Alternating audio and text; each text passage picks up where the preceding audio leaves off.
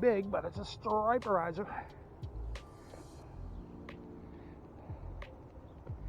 All right, let's get it back in. Hey, what's up? Well, that was quick. I mean, I didn't even get a chance to set up. I threw the first rod out and then was tending to the second rod baiting up. That's how I generally do it. I like to have the rods out before I start the show. And the first rod went down. I almost dropped the Van Stallen in. But what a way to open the show. That's awesome. Welcome, my name is Paul K. This is Saturday Mornings Outdoors, and we are fishing on the Cape Cod Canal. I do this every week, and if you like this kind of stuff, check out Trail Boss ×2 Saturday Mornings Outdoors, and look under playlists, and you'll see Cape Cod Canal, and you'll see all kinds of instructional stuff there on fishing the canal. We are fishing for striped bass, and they're obviously here, and there's a little bit more fishermen out this week, very comfortable down here. So stay tuned, we'll be coming up with the fishing reports, and we'll see in a little bit. And forthcoming is the fishing report for this week. As I came up, there's a touch on this rod with the hair, I guess. Oh, it's just the tidal adjustment. We got the moon tide working here, so it's just, when you see that, it's just bouncing along. Anyway, two gentlemen were along and through here throwing shads, and they saw me setting up, and they're saying, oh, you're using Mac chunks? I don't know, they seemed surprised. I don't know, a lot of people think that's all you can do here is throw lures, and apparently they haven't watched the show. But I don't know, it seems, look at this beauty of the sailboat. I guess it seems to people non-conventional because it's so rocky here. But they seem surprised, you know, when they see a guy fishing bait, I guess. But believe it or not, a long time ago, that's all anyone usually fished here. Very rarely were the lure guys up on it. So anyway, I'll quit shooting my mouth off, and I'll give you the fishing report. Obviously the fish are here. The wind is out of, it seems, the northwest. We got yet another Saturday coming up that's supposed to rain again. I think it'll be our 14th Saturday in a row, but I need to mow my lawn. But the rain keeps screwing me up. Temperatures are very comfortable. Yes, it's very strange weather pattern. Yesterday literally was in the 90s and oppressively humid. Today it's in the 70s and very beautiful, extremely dry. And the barometric pressure is steady right now at 30.03. And the moon phase is just after the full moon, hence the relatively cranking east tide. The tide is heading this way, one of my favorite tides. But that is this week's fishing report, and as you can see, the fish are here. I'm watching this rod tentatively.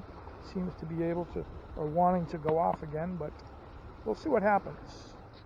This rod wants to go down so bad. It's been about 15 minutes, but it just got smacked. Something's playing with it.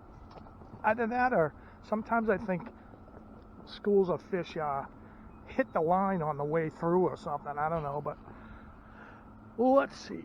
That's why it's called fishing and not buying fish. I don't know if I ever showed you guys this gat. Well, this particular gat, but anyway, these are fishing shears. Pretty cool.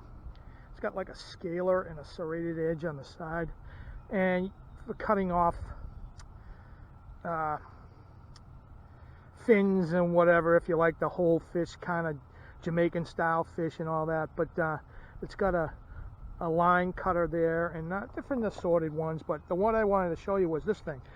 I use this 15 times a trip, or depending on how many times they have to trim knots, but it's attached to a Rolo thing there that so you don't lose it. But that thing cuts all kinds of line plus braided line, all mono and braided line. I'd probably use that more than anything in this bag here. But I don't know if I ever showed you before, but there they go. Actually, you know what I found about these shears is starting to rely on these more for hunting, small game, rabbits and squirrel are a breeze with this. I mean, you just snip off the paws and the head and just start a little hole with this, as opposed to dulling your knife when you're cutting through bone, say trying to cut the paws off or the head off, you know, the way we've been doing it for 1,000 years. These just snip them off in 2 seconds. You can field dress the small game. But anyway, this is a striper show, so but they're multi-use. They really are, and they're worth it. I think I got these at Walmart or Bass Pro, one of those. And the first time I saw this year, the tour boat, Monhegan.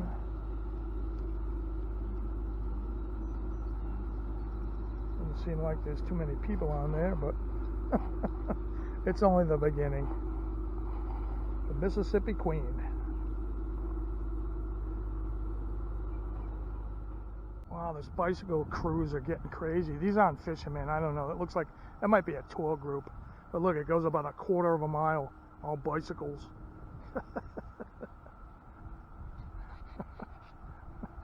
It's a beautiful place.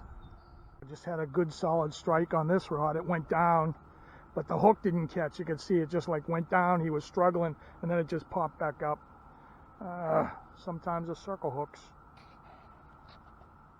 Well, the wind has shiftified to the southwest, which is normal. It's kind of weird that it would be coming from the northwest this morning. But anyway, out of bait as usual, and just about coming up on slack now. And so thrilled to have that early pot stopper as soon as I stepped up, and a swing and a miss, so that's not bad. The report then for this week would be filed as the fish out here. And not a monster day for me, but another one fish wonder, but that's what it is. So next stop will be Spot Check. If please like and subscribe if you think of this. Thank you. My name is Paul Cates here. So we are at Spot Check number 2 for the year.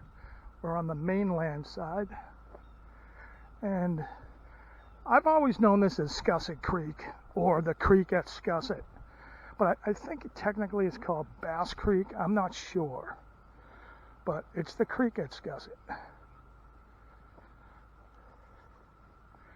And you'll relate to what I'm doing here in a moment.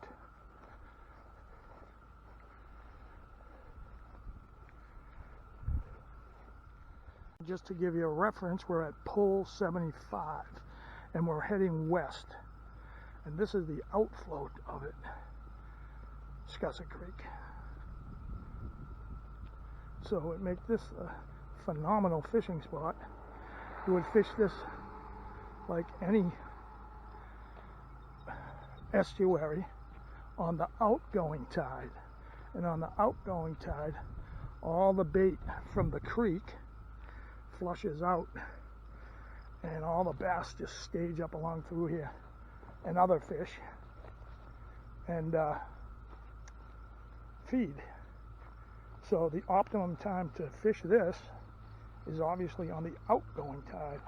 Probably fishing on the incoming, I don't know. But yeah, there we go.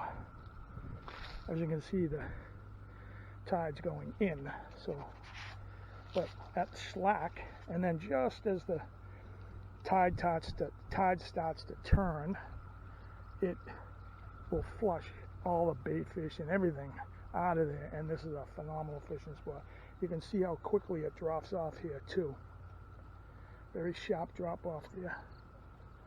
And Scusset Creek on beautiful Cape Cod, just west of pole 75.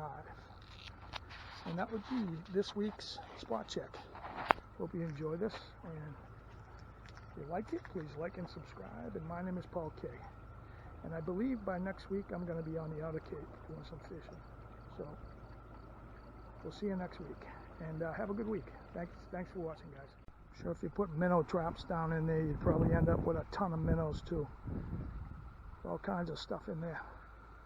Tidal pool / creek.